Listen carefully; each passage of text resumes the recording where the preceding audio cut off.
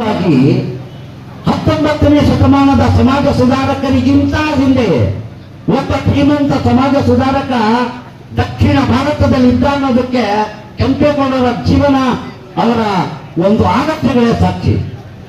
ಇದು ನಾವು ಇವತ್ತು ಮಾಡ್ತಕ್ಕಂಥ ಕೆಲಸ ಕಾರ್ಯಗಳು ಕೆಲವರು ಇತಿಹಾಸವನ್ನು ನಿರ್ಮಿಸೋದಕ್ಕಾಗಿ ಮಾಡ್ತಾರೆ, ಆದರೆ ತಮಗೆ ಅರಿವಿಲ್ಲದಂತೆ ಕೆಲವರು ಇತಿಹಾಸವೇ ಆಗೋಗ್ತಾರೆ.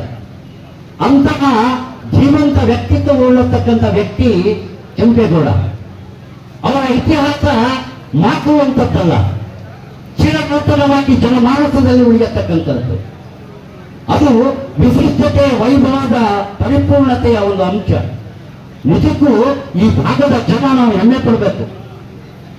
ಆ ಕಣ್ಣು ಬಿಟ್ಟಿದ ಆ ಸಮಾಜ ಸುಧಾರಕನ ಆ ಒಂದು ಸಹಬಾಳ್ವೆಯ ಮೂರ್ತಿಯ ಅರ್ಥಾತ್ ಅದನ್ನ ಪ್ರೊಫೆಸರ್ ಜಯಪ್ರಕಾಶ್ ಗೌಡರು ಹೇಳಿದ್ರು.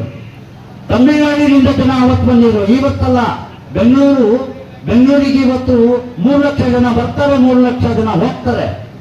ಇವತ್ತೆಲ್ಲ ತಮಿಳಿನವರು ಇರತಕ್ಕಂಥದ್ದು. ಕೆಂಪೇಗೌಡರ ಕಾಲದಲ್ಲೇ ವೃತ್ತಿಪರರನ್ನು ಅವರು ಆಹ್ವಾನಿಸಿದ್ರು.